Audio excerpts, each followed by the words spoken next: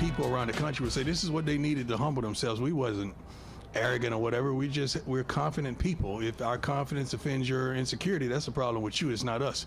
We expect to do well. We expect to play well. We expect to win every game we step out there. We expect to practice to perfection and go out there and execute the things that we practice. We just didn't do it today. I don't say stuff just to say it for a click, contrary to what some may say.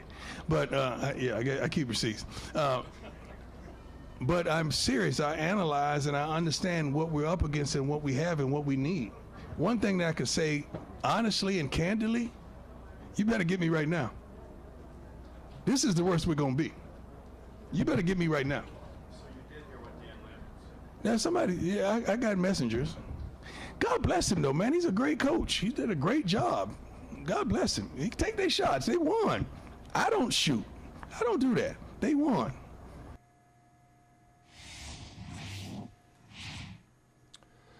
So Sarah was in. Shout out. Sarah was in Colorado. Listen, man, this is a message here. There's a message here, all right? Oh. Sarah was in Colorado last week on business. And the one request from Savannah and Mason was that she bring back some Colorado gear, some Coach Prime gear. All right. All right. It was sold out, as you might imagine, but she came back with an extra suitcase full of paraphernalia, of Colorado stuff. And it's a proud father moment, a proud moment. Because you know what my son wore to school yesterday, school function yesterday? He wore his Colorado hoodie. You know what my daughter wore to school today? My oldest daughter, she wore her Colorado hoodie. Because see, in the Smith household, we keep that same energy. You understand what I'm saying, Michael? See, I'm about to channel my inner Deion right now. Because I got in trouble for this on this here show. Because you're not a moment. You're not a moment. You're a monument. Keep going. Go ahead. Take your time. You know what I'm saying? You know? So I'm like, I got in trouble for this on this here show once upon a time. You'll remember. I got in trouble for celebrating Sha'Carri Richardson after she was the same Sha'Carri Richardson in defeat as she had been in victory. Okay? I got people got mad at me for that. And now look at Sha'Carri Richardson now. Now everybody loving her again. They're loving her with her natural hair and whatnot again. They're loving her because people tend to be front runners. Pun intended, as I invoke the name of a track star. They tend to be front runners. I ain't a front runner. And that's what I love about this story. I love that the Buffaloes got buffaloed. I love that Colorado got the brakes beat off of them, that they got curb stomped by Oregon. I loved how personal it was for Dan Lanning and Oregon, because not a story really gets good. Not a story really gets good. Because what I loved about seeing Deion post-game is Deion keeping that same energy. Okay? Be the same person you are in defeat that you are in victory. For all the bandwagon Buffalo fans, yours truly included. Now is the time. Like, are you really a fan, or was you just front running because it was undefeated? Are you really into what Deion Sanders is building? Not finished, not completed, but building. Because this is just the beginning in Boulder. Okay? This is just the beginning. Now, what I will say, before I pass to you, Brother Michael, what I will say is I was right about this one thing, and I said this, I don't remember if it was after TCU or Colorado State, is my concern for the players was whether they could cash a check that Deion Sanders' mouth was writing, okay? Mm-hmm. Because as Deion alluded to yesterday, or Saturday, I beg your pardon, these programs are playing him, except he ain't playing.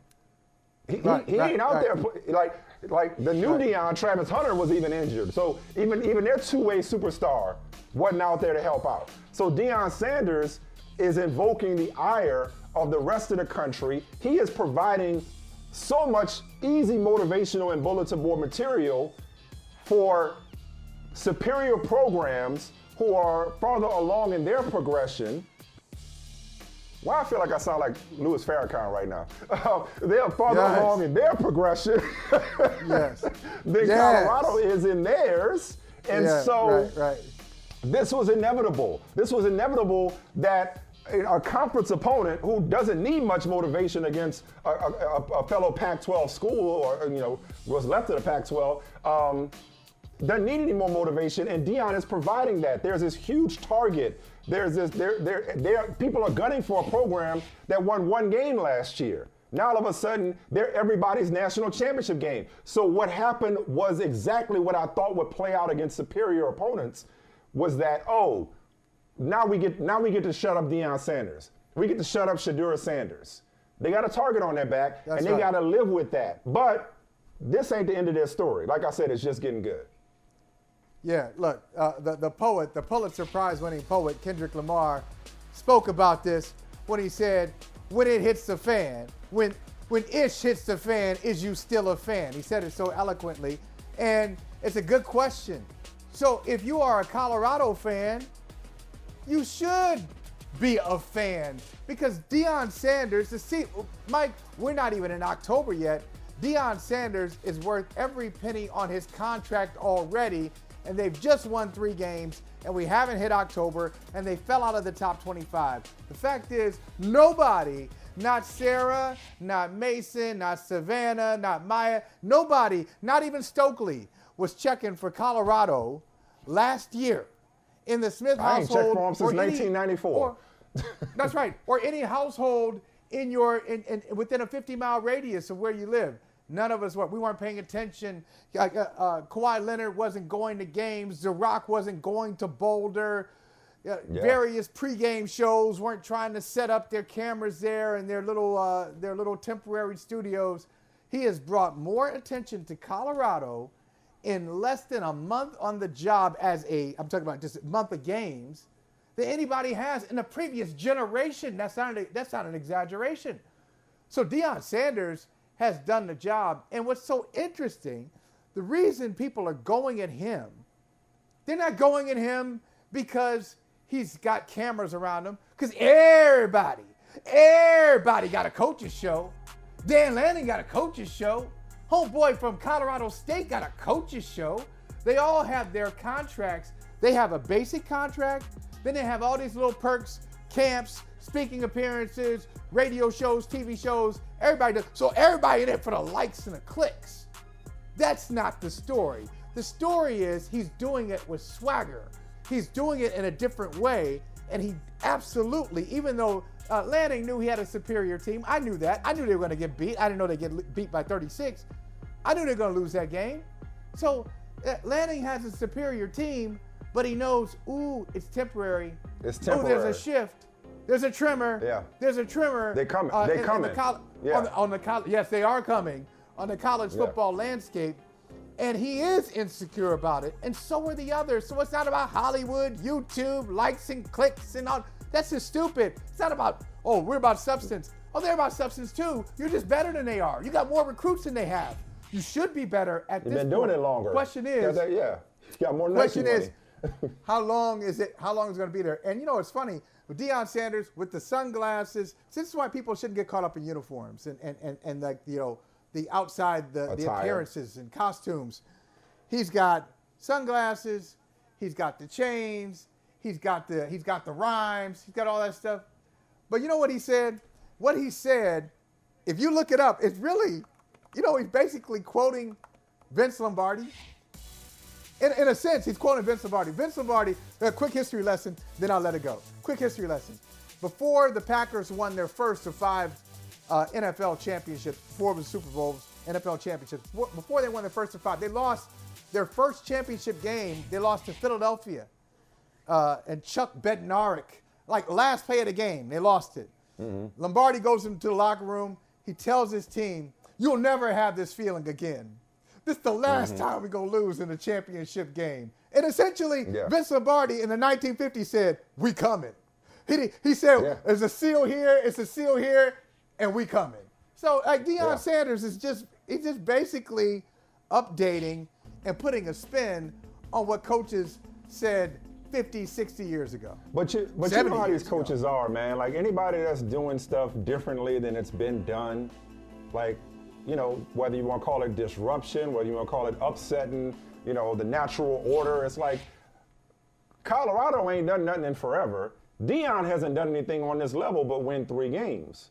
So if you're one of these powerhouse premier programs that's been at it for a while, well, who does this dude think he is? Deion carries himself like the same dude that said to the Falcons, this is my house. I built this. Deion Sanders out here prophesying to dry bones. Deion Sanders is not just saying we coming. He's saying I know what we gonna get to, and maybe you ain't seen it, but I already know what we gonna be. Just because it ain't happened yet. So that does rub people the wrong way, black, white, or other. I love it because, like I said, the story gets good because the haters, I hate to resort to using that word, but it comes easily. But they are. But it's real. But it's real now. But it's real now. There are haters. Skeptics, the no critics, question. yeah, and if you ain't got haters, you ain't doing it right? So it's like, you know, and that's what makes this story so compelling. This would not have been the story of college football or football in general if you ask some people. It would not have been that without the detractors.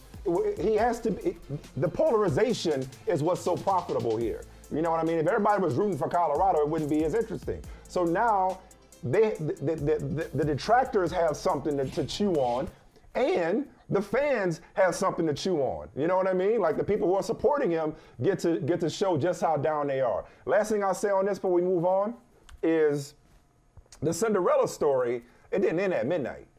Like, I mean, it's been a while since I've read Cinderella. It's been a while since I've watched the adaptation of it, but it didn't end at midnight. You know what I mean? Like when the clock struck midnight, that wasn't the end. The end of the story. She still got the prince at the end, as I recall. So, like I said, the story just getting good. You know, because they ain't even good yet. Truth be told, not as good as they're gonna be. Right. He was right when he was like, "You better get me now." And I don't know if that was a Freudian slip or not, or if that's how he really feels. Either way, but it is about him for better or worse, and that was my concern. That was my feed item. It's like I was always concerned about the bravado and the backlash that his players would get from the bravado when they weren't ready to back it up. They aren't ready to back up his bravado yet as a program. They will be in time. In time, they certainly will be. But the bravado, just real quick, the bravado is not meant to say we're going to win a national. He's not saying it for anybody else. He's saying it for them. He's just trying to give them an expectation. Their expectation before they had that cuts both ways. But that cuts both ways. Yeah, sure. That's all I'm saying. Sure. Okay, that's fine. That's fine. I know people will come it comes for you, with the territory. He's just trying. He's trying to make them aspirational. They haven't been aspirational. They haven't had goals. They've been down. Everybody's been down. The players have been down. The donors have been down. The fans have been down. The university, they're not even thinking about Colorado football, but now they are. And I know we got to move. I don't even know if it's that strategic, to be honest with you. And I don't mean to disrespect Deion. And some of it might be what you're talking about. But I guess I'm not disagreeing. I'll just add to it real quick.